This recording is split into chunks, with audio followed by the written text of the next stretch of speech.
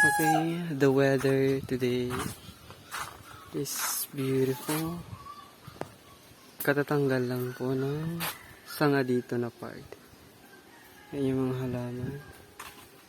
Look at this. Naglinis po sila. This is our place.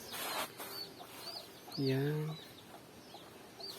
Bali for tomorrow or next week, magpapatayo po sila ng kantina. I-extension po yung kantina namin dyan. So yung part na to ay malalagyan ng yan lalagay ang kantina.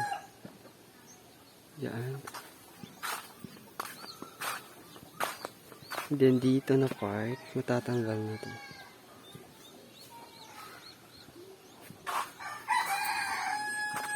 Ayan yung mga halaman. Look.